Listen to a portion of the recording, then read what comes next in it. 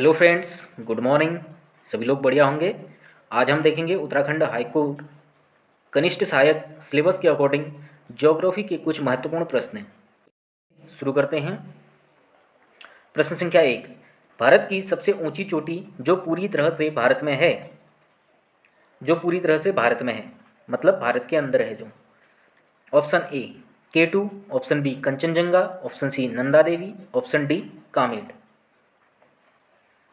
तो इसका right answer होगा ऑप्शन सी नंदा देवी, जो कि उत्तराखंड में है,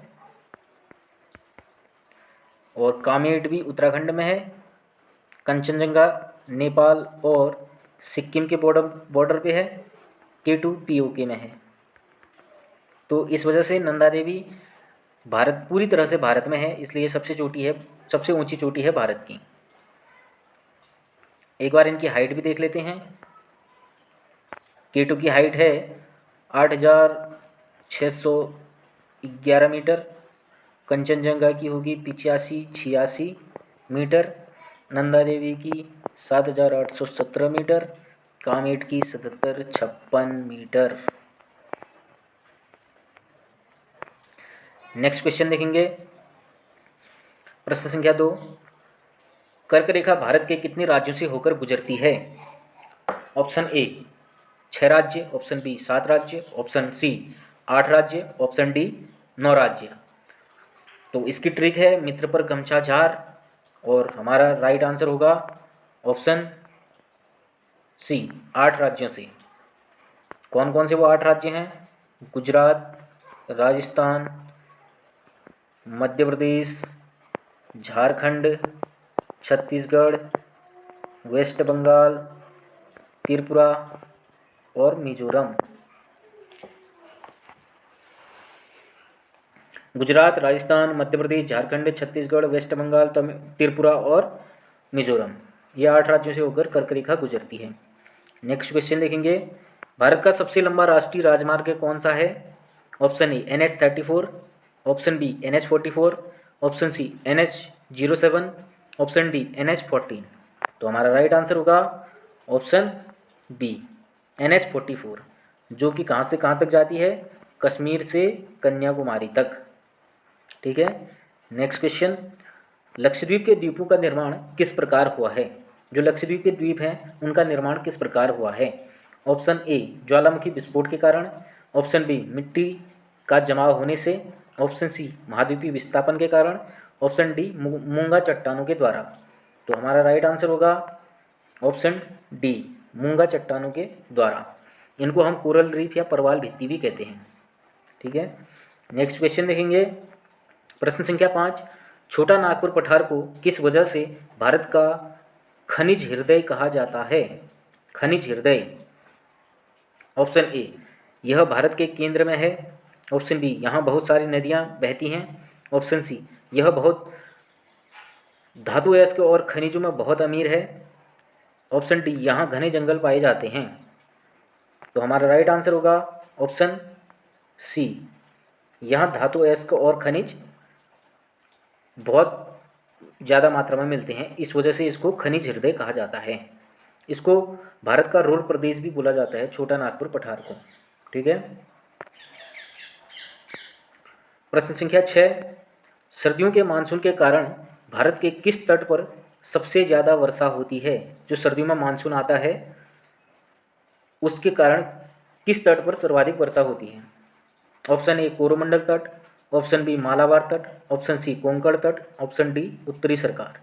तो हमारा राइट आंसर होगा ऑप्शन ए कोरोमंडल तट। कोरोमंडल तट पे सर्दियों के मानसून के कारण सर्वाधिक वर्षा होती है, जो कि तमिलनाडु पे है। कहाँ है ये? तमिलनाडु में। मालाबार तट हो गया तुम्हारा गोवा से केरल तक, कोंकण तट हो गया महाराष्ट्र में, उत्तरी सरकार हो गया आंध्र प्रदेश और उड़ीसा के आसपास। ठीक है। नेक्स्ट क्वेश्चन देखेंगे। सरदार सरोवर प्रोजेक्ट के तहत नर्मदा कंट्रोल अथॉरिटी द्वारा उत्पादित विद्युत और पानी का लाभ मुख्य रूप से किन 4 राज्यों को मिलता है?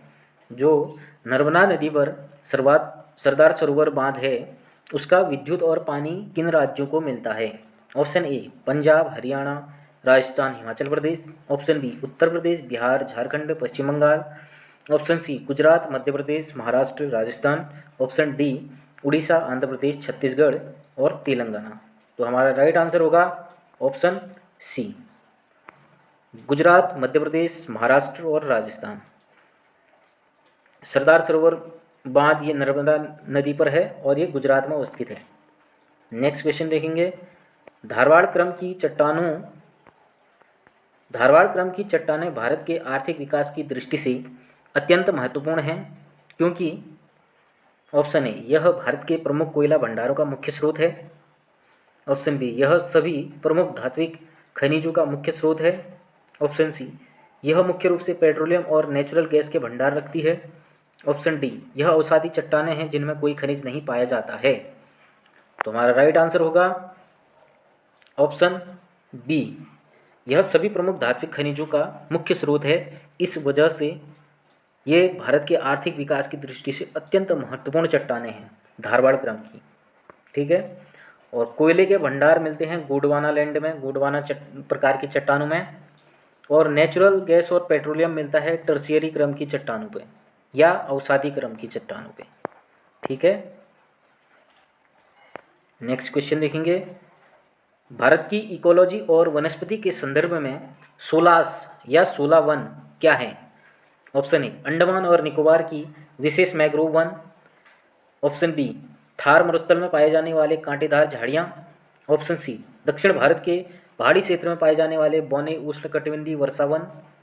ऑप्शन डी हिमालय क्षेत्र में पाए जाने वाली अल्पाइन घास के मैदान। तो हमारा राइट आंसर होगा ऑप्शन सी, दक्षिण भारत के पहाड़ी क्षेत्र में पाए जाने वाले बौने उष्णकटिबंधीय वर्षावन। ये मुख्य रूप से नीलगिरी, अन्नामलाई और पालनी की पहाड़ियों में पाए जाते हैं, सोलास या सोलावन। ठीक है, नेक्स्ट क्वेश्चन देखेंगे, निम्नलिखित में से कौन सी नकदी फसल काली मिट्टी या रेगुर मिट्टी में उगने के लिए सबसे अनुकूल मानी जाती है? Option A jute, option B कपास, ऑप्शन सी गेहूं, ऑप्शन डी चाय। तो काली मिट्टी में नकदी फसल हमारे पास ऑप्शन बी कपास होती है। ठीक है, जूट के लिए जलोढ़ मिट्टी चाहिए, गेहूं के लिए भी जलोढ़ मिट्टी चाहिए, चाय के लिए लेटराइट मृदा उपयुक्त होती है। दोस्तों आज के क्वेश्चन यहीं पे समाप्त होते हैं। कैसे लगे आपको कमेंट में ज़रूर बताएं और मेरे साथ जुड़े रहने के लिए लाइक सब्सक्राइब अवश्य करें। धन्यवाद।